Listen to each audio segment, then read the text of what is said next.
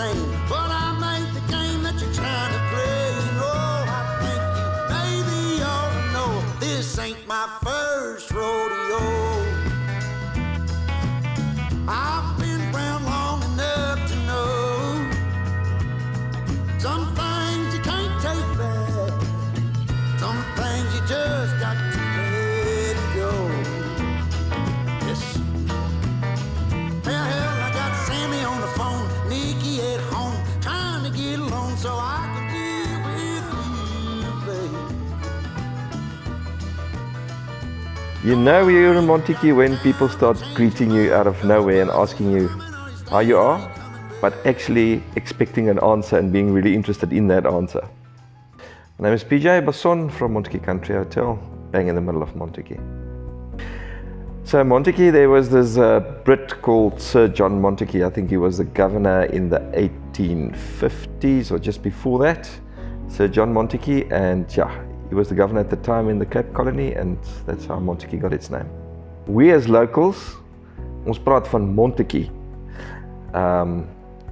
But then you get your English visitors, and obviously that would be Montagu, like in Montagu Gardens in Cape Town, and then that messes all the courier guys up completely because they delivered to the wrong city.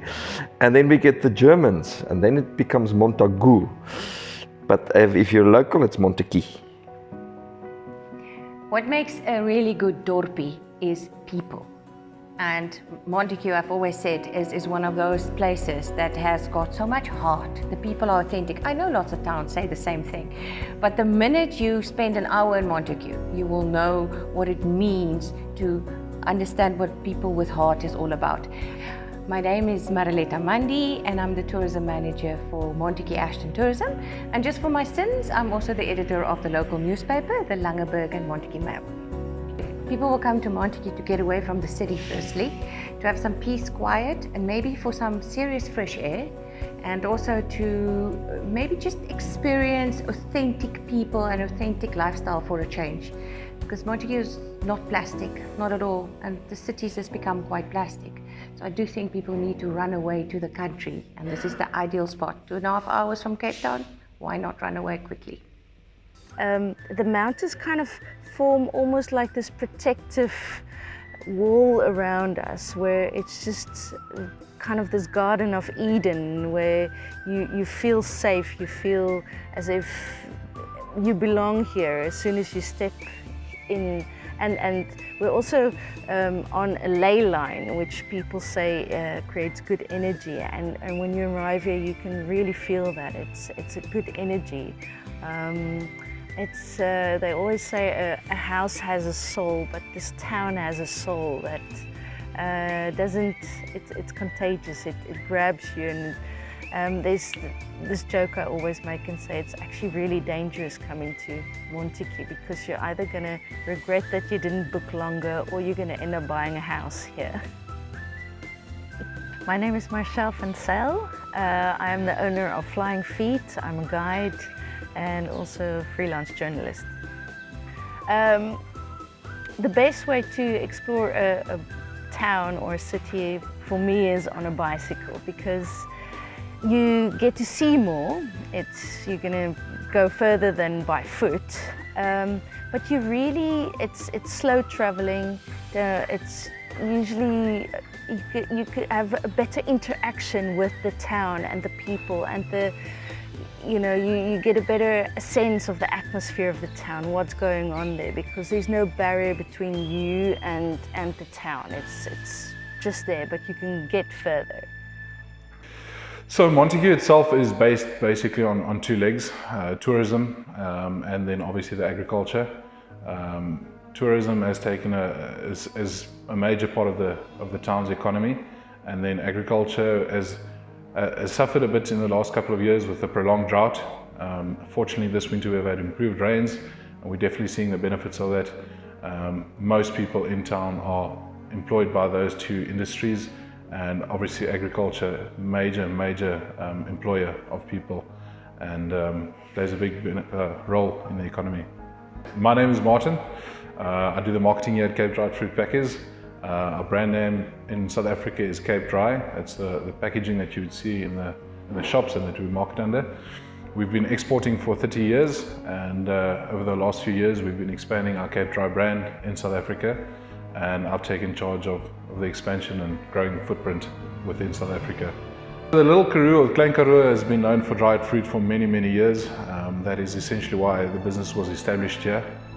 You are able to grow good quality fruit here, and then obviously the conditions are suitable for drying, especially in summer. We have hot summers and dry summers, whereas in the winter we get rains that obviously produce good fruit. Montagu is my hometown. It's where I was born and bred. I have always found my way out of Montagu, but always found my way back.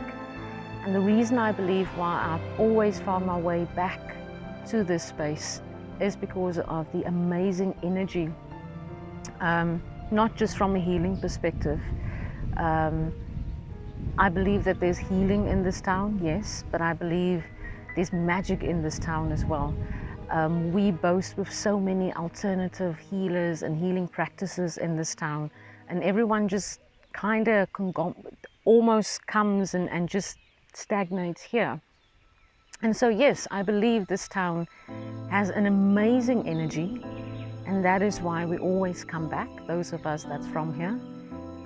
But also, yeah, it facilitates in actually drawing people here that makes a difference. And that to me is the beauty about my town. My name is Annelie Mohammedt, and I am, according to the town that I live in, the herb woman. I know a lot about herbs and I love working.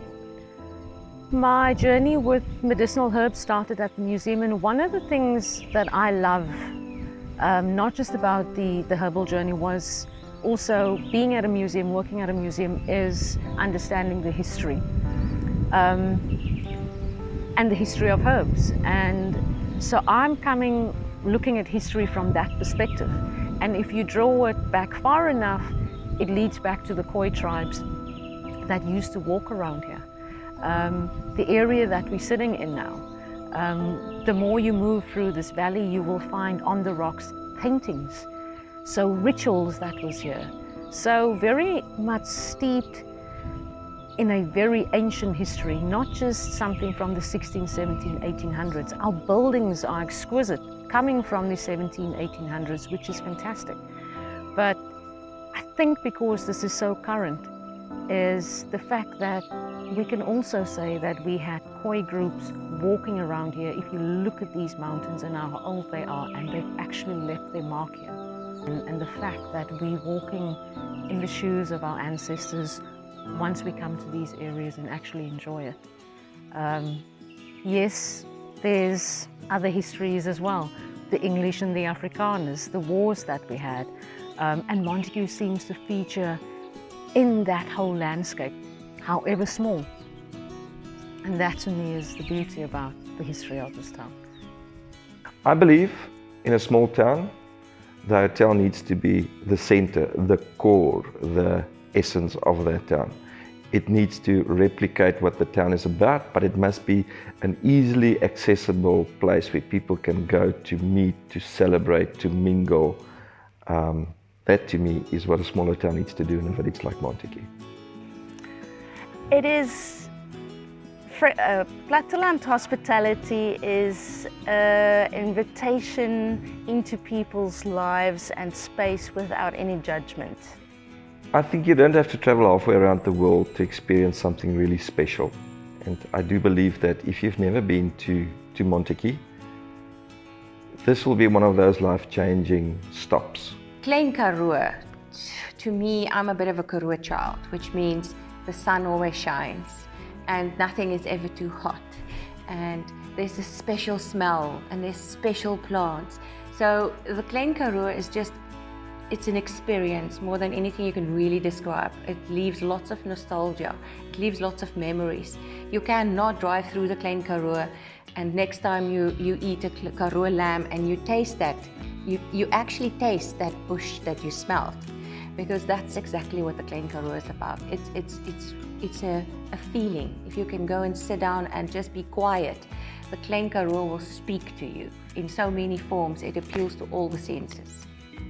We are in a time now where the spiritual healing is far more important than the physical healing, because the spiritual will facilitate in the physical healing of our bodies and our spirits and our minds. I think Montagu is famous for muscadel, and we got to thank David Kramer for that. Montagu, ek drink jou muscadel. And again, people talk about the longest wine route when they talk about all the way from Robertson through on the R62, the longest wine route in the world. So we're very honored to be on the longest wine route, but we're also the entrance to the Klein Karoo. So our terroir changes the minute you come through the Kloof, from a Robertson side to our side. And the difference is it gets sweeter.